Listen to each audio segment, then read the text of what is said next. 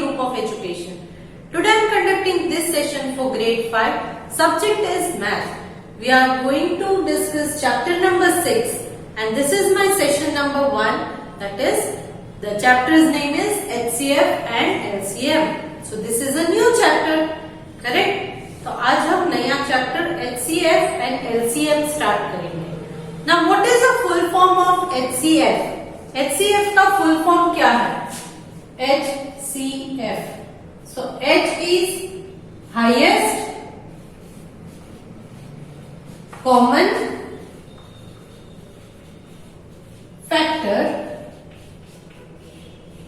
and LCM means lowest common multiple. HCF का मतलब है हाईएस्ट कॉमन फैक्टर, LCM का मतलब है लोएस्ट कॉमन मल्टीपल. अब इसके बारे में मैं डिटेल में आपको आगे जैसे जैसे चैप्टर में हम आगे बढ़ेंगे वो मैं समझाऊंगा. But in today's session we are going to just discuss the revision exercise given in your textbook page number 149.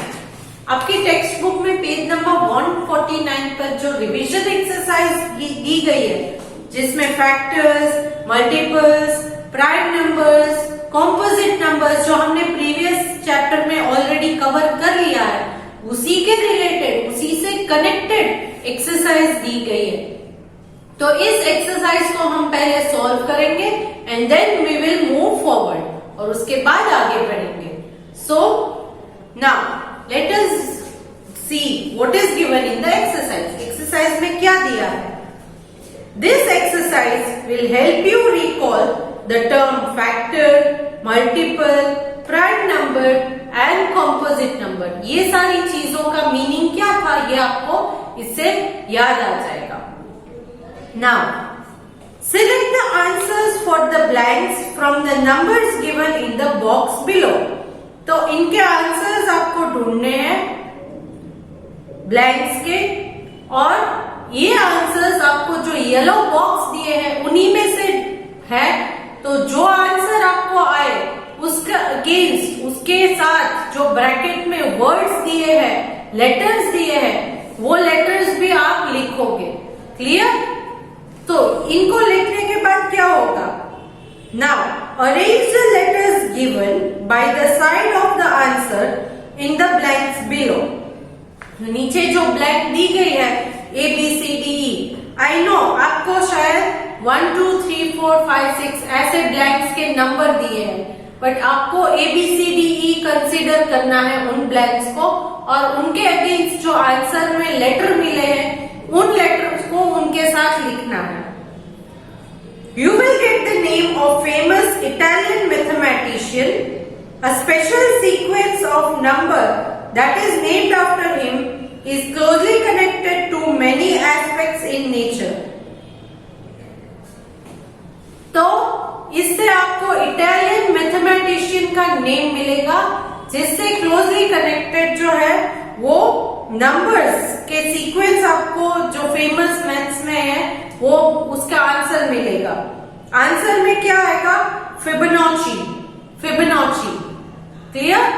तो ये फिबोनाची आंसर मिलेगा आपको जब ये आपको आंसर्स आप करेक्ट करके या करेक्ट सीक्वेंस में लिखोगे, ऑर्डर में लिखोगे तो. सो now let us start solving the exercise.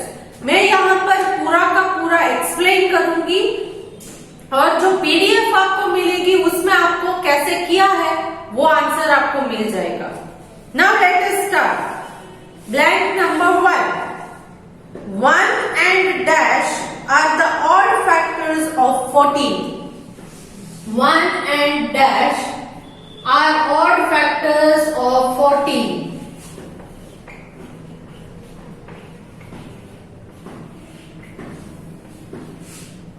14 के ऑड फैक्टर्स है. तो 14 कौन कौन से टेबल में आता है? एक तो 1 के टेबल में, 2 के टेबल में आता है, 3 के टेबल में आता है, नो, 4 नो, 5 नो, 6 में आता है 14 नो, देन 7 के टेबल में आता है 14 यस, 7 2s are 14. तो इसका आंसर लिख सकते क्योंकि ये इवन नंबर है। यहाँ पर पूछा है आपको ऑड फैक्टर, तो 1 एंड 7, 1 एंड 7। क्लियर? तो 7 के साथ कौन सा अल्फाबेट असाइंड है? 7 के साथ अल्फाबेट असाइंड है वो है F। तो आप ये आंसर लिखोगे। This was for blank number 1। ये थी आपकी ब्लैंक नंबर 1। फैक्टर्स का मतलब समझ गए? फैक्टर्स का मतलब 14 कौन कौन से टेबल में आता है, ये उसके फैक्टर्स है। कौन कौन से टेबल में 14 आता है, तो वो टेबल्स जो है वो उसके फैक्टर्स है। Now blank number 2, the smallest composite number is, smallest composite number is, तो कॉम्पोजिट ये ब्लैंक नंबर 2 है। कॉम्पोजिट नंबर में पहले सारे नेचुरल नंबर्स लिख लेते हैं, 1 2 3 4 5 6 7 एंड सो ऑन। यहाँ पर क्योंकि स्मॉलेस्ट पूछा है तो मैं आगे के नंबर्स नहीं लिख रही हूँ। 1 जो है वो स्पेशल नंबर माना जाता है, ये ना तो कॉम्पोजिट है ना तो प्राइम है। 2 is the only even prime number, तो ये प्राइम है। 3 क्या है? प्राइम है। देन 4 कॉम्पोजिट है, क्योंकि 4 जो है वो 1 के टेबल में, 2 के टेबल में एंड 4 के टेबल में, 3 टेबल में 4 आता है। If the number is factor is a multiple of the number 1 and the number itself, then it is a prime number. But ये 4 और 1 के अलावा 2 के टेबल में भी 4 आता है, तो 4 एक कॉम्पोजिट नंबर है। 4 एक कॉम्पोजिट नंबर है और जो नंबर्स की सीक्वेंस है उसमें सबसे स्मॉलेस्ट में आता है। So the smallest composite number is 4। और 4 के आगे कौन सा अल्फाबेट दिया गया है? I। 4 के आगे अल्फाबेट I है। सो सेकेंड वाले का आंसर क्या है? 4I। Clear? Now next, number 3, a prime number has exactly dash factors. Prime number में कितने फैक्टर्स होते हैं? प्राइम नंबर्स मतलब it is divisible bye 1 or the number itself।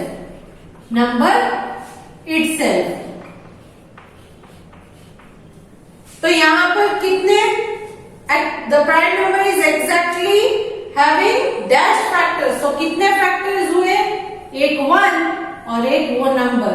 जैसे कि मैंने 3 के बारे में आपको जब समझाया कि 3 प्राइम नंबर है, क्योंकि 3 के फैक्टर्स क्या है? 1 3 3 एंड 3 1 3, तो एक 1 और एक 3। इन दोनों के अलावा कोई दूसरा नंबर नहीं है जहां पर 3 आता है। So that is why this is a prime number. इसीलिए इसे प्राइम नंबर कहा जाता है, जिसमें the factors are 1 and the number itself. So कितने नंबर्स हुए all together? 1 2। So the prime number has how many factors? Prime number has how many factors? 2 factors. 2 factors. So the answer for number 3 is 2B. 2B. Clear? Next, number 4. A number with 0 or 5 as the digit in the ones place is multiple of, मतलब के कोई भी number जिसमें once की place में 0 या 5 आते हो, whether it is 1 0 and 1 5, 2 0 and 2 5, 3 0 and 3 5, तो सारी वंस की प्लेस में 0 and 5 आते हैं, तो they are the multiples of. तो ये सारे कौन से टेबल में आते हैं? वंस की प्लेस में 0 and 5 आता है, तो ये सारे कौन से टेबल के मल्टीपल है? कौन से नंबर के मल्टीपल है? Very simple, they are multiples of 5। They are multiples of 5। So the answer to number 4 is 5 and the alphabet is O. Alphabet is O. I hope आपको समझ में आ रहा है. Next, number 5. The composite number just greater than 7 is, so 7 से ज्यादा होना चाहिए. 7 से ज्यादा, क्योंकि greater than 7 का है, तो 7 से आगे के नंबर लिख लेते हैं. 7, 8, 9, 10 एक्सेट्रा. अब यहां पर composite number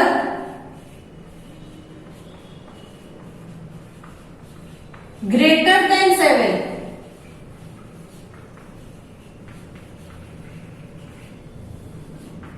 is dash.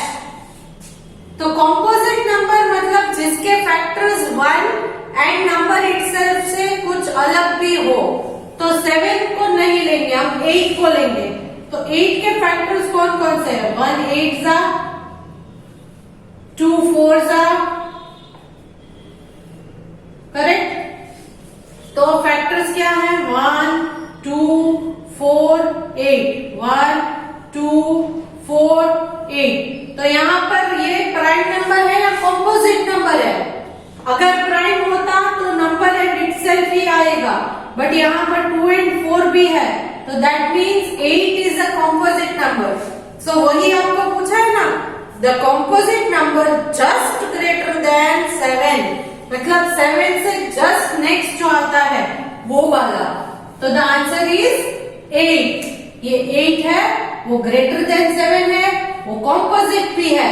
Answer is 8 and the alphabet given is N.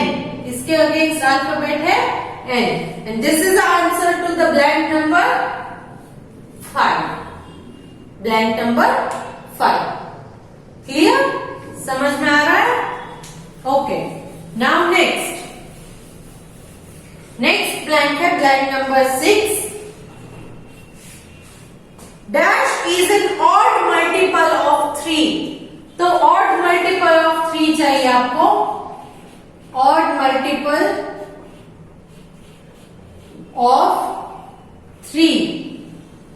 सो पहले हम ले लेते हैं कि मल्टीपल्स ऑफ 3 कौन कौन से हैं. 3 1 जा 3, 3 2 जा 6, 3 3 जा 9, 3 4 जा 12. तो ये सारे मल्टीपल्स है 3 के. क्योंकि ये 3 इटसेल्फ है तो इसे हम नहीं लेंगे. Then talking about next multiple 6. ये 6 है, वो ऑड है या इवन है? इवन, तो इसे हम नहीं लेंगे. Next is 9. 9 ऑड है या इवन है? Of course it is odd number, तो ये 9 इसका आंसर है. 9. Odd multiple of 3 is 9. So 9 के साथ कौन सा अल्फाबेट है? A. A. So this is the answer for blank number 6. Now next blank. Blank number 7. Blank number 7. If dash is factor of a number, then the digit in the ones place is 0. So कोई भी number जिसके once के place में 0 है, example मैं ले रही हूं 10 20 30 40. तो ये सारे मल्टीपल्स किस डिजिट के, किस फैक्टर में आते हैं? Dash is factor of a number, then the digit in the ones place is 0. तो इन सारे जो नंबर्स है इसका फैक्टर कौन सा है? कौन से टेबल में 10 20 30 40 सिर्फ 0 वाले आते हैं. सिर्फ 0 वाले नंबर्स कौन से टेबल में आते हैं? इट इज सिंपल, 10 के टेबल में. So the answer to number 7 is 10 and the alphabet is C. Alphabet is C. Clear? Now next. Blank number 8. Blank number 8. Dash is a factor of every number it is neither prime nor composite. Very simple, मैं बहुत दिनों से आपको repeatedly बोल रही हूँ, dash is factor of every number. Her number इस table में तो आता ही है, वो 1 हो 2 हो 3 हो, कोई भी नंबर आप ले लो तो वो इस वाले टेबल में तो आता ही है। और ये नंबर जो है वो नाइदर प्राइम है नॉर कॉम्पोजिट, मतलब प्राइम नंबर भी नहीं है, कॉम्पोजिट नंबर भी नहीं है। तो ये कौन सा नंबर है? Answer is very simple, 1 and alphabet is C. तो 1 के टेबल में सारे नंबर्स आते हैं। 1 is factor for all the numbers. 1 is the factor for all the numbers. So you will write 1 C. Next, blank number 9. Blank number 9. The smallest odd prime number is smallest odd prime number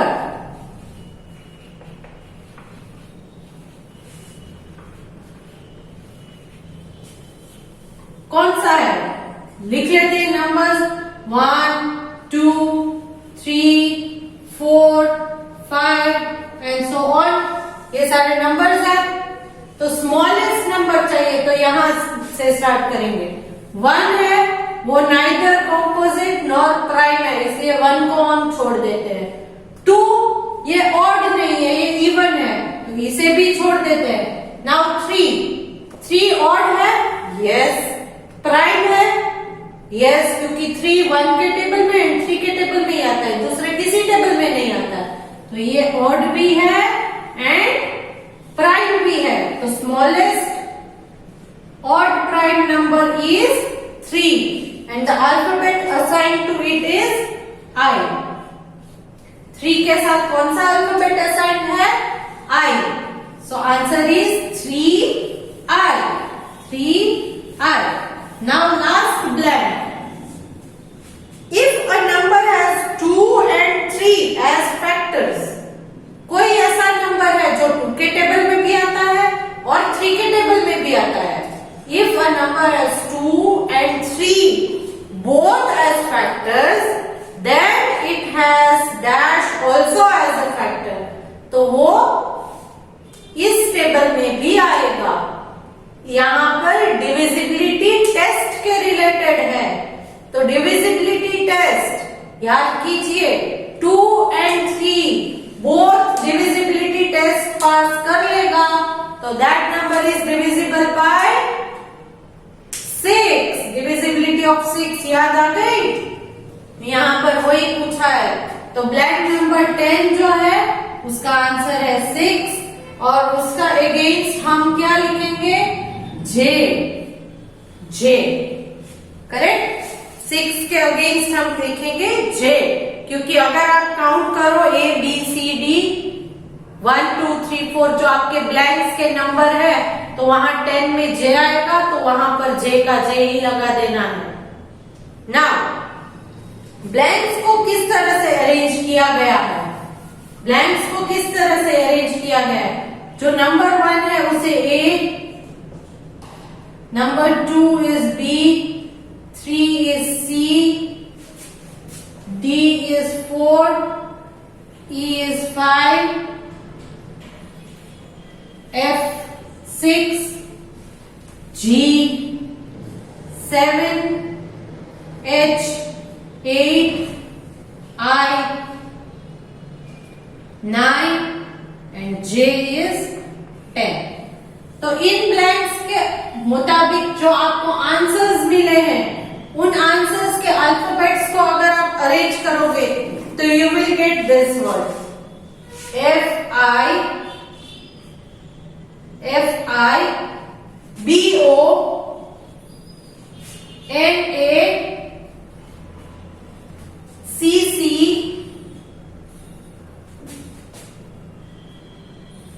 I J यहां पर लगा देते हैं। इस J का J यहां पर कुछ है नहीं 10th ब्लैंक में, तो ये J फिबोनाची। क्लियर? तो फिबोनाची कौन है? Fibonacci, name of famous Italian mathematician, a special sequence of numbers that is named after him is closely connected to many aspects in nature. So this is Fibonacci, Italian mathematician. Now one more thing that I want to explain you is regarding highest common factor. Highest common factor.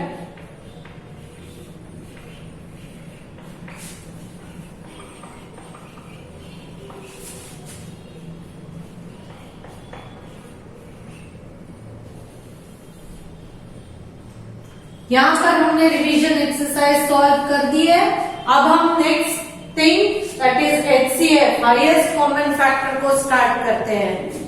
The largest number that is the factor of 2 और more given number is known as their highest common factor और HCF in short.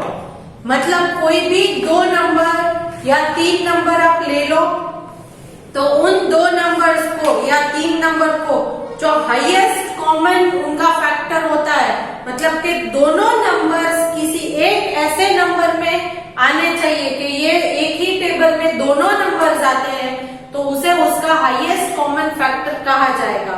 For example यहाँ पर मैं ले लेती हूँ, आप अगर चाहो तो ले लो 30 एंड 66, 30 एंड 66। तो 30 कौन कौन से टेबल में आता है, इसका एक मेथड है जो आपको फॉलो करना है HCF ढूंढने के लिए, हाईएस्ट कॉमन फैक्टर HCF। तो 30 पहले ले लेते हैं, फिर इसको इस तरह से लगाना है ना। 30 क्योंकि सबसे छोटे टेबल से ही, 2 के टेबल से ही हम स्टार्ट करेंगे 30, तो 2 के टेबल से स्टार्ट करते हैं। 2 के टेबल में 30 कहाँ आता है, डिवीजन नहीं आता है, तो यहां कर लीजिए 2 1s are 2, 1 remaining, bring this 0 down, 5s are 10, तो 2 15s are, so 2 15s are। अब 15 2 के टेबल में आएगा, नहीं आएगा, तो नेक्स्ट टेबल लीजिए 3 का टेबल, यस 3 5s are 15। अब 5 कौन से टेबल में आएगा, 2 में आएगा, no 3, no 4, no 5, yes 5 1s are।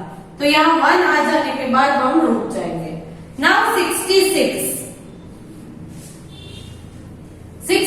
को कैसे लेंगे, अगेन 2 से स्टार्ट करते हैं, क्योंकि इवन नंबर है तो 2 के टेबल से स्टार्ट करते हैं।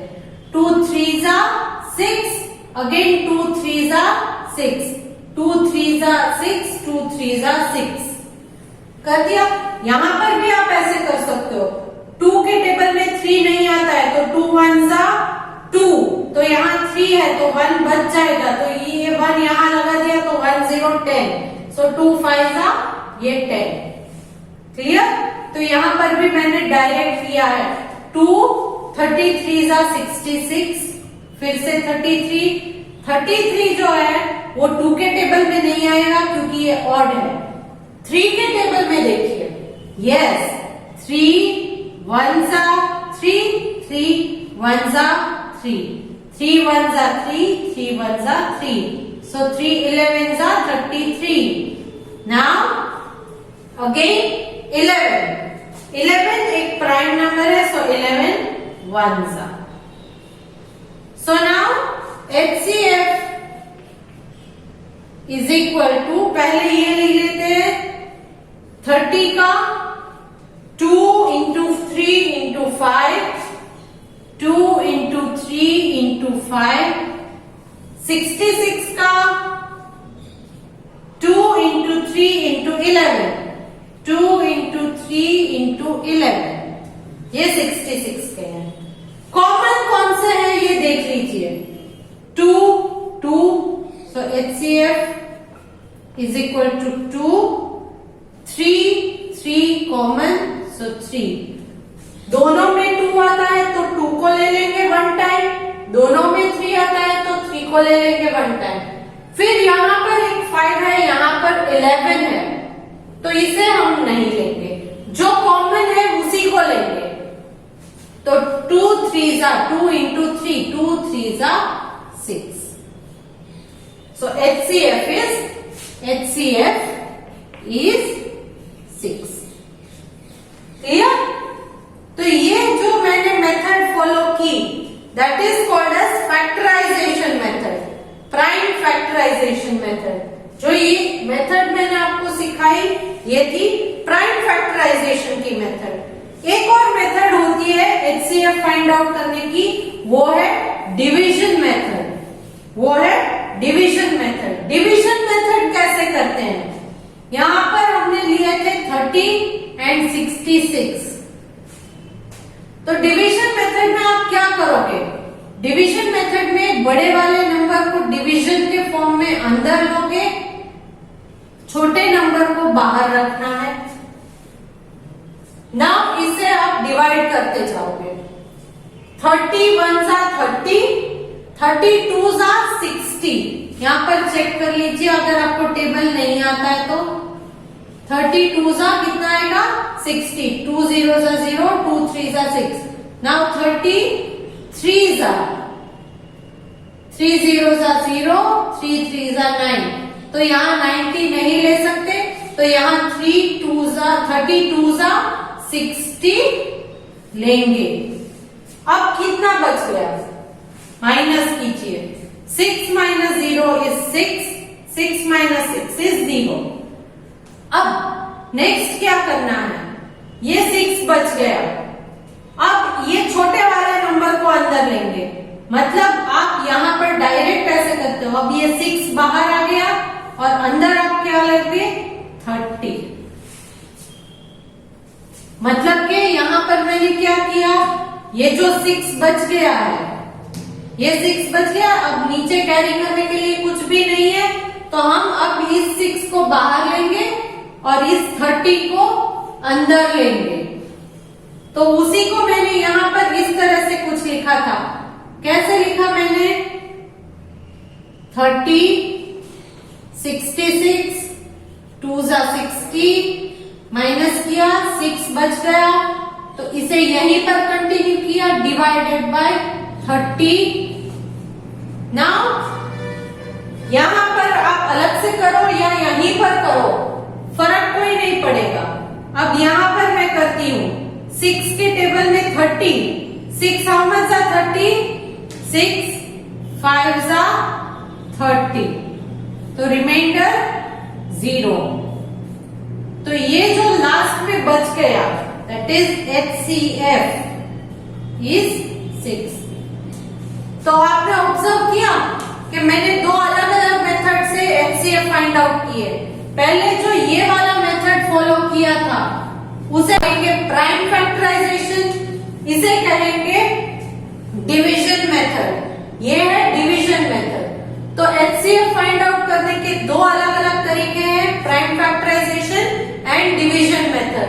फाइनल आंसर जो HCF है वो दोनों में सेम ही आएगा, बट डिपेंडिंग कि आपको क्वेश्चन में कौन से मेथड को फॉलो करने के लिए कहा गया है, उस तरह से आप फॉलो करते जाओगे। सो आज के सेशन में हम यहीं तक रखते हैं। नेक्स्ट सेशन में आप एक्सरसाइज 6.1 सॉल्व करना स्टार्ट कर देंगे। क्लियर? तो आज मैंने आपको इंट्रोड्यूस HCF से करवा दिया है और HCF के दो अलग अलग मेथड से। So hope to see you good in the next session. और आज की PDF जो है वो आपकी रिवीजन एक्सरसाइज के रिलेटेड है, आंसर की ही होगी as usual, but I want you to solve all the answers and just verify your answers with my answers. चलो, let me take your leave for now. Bye.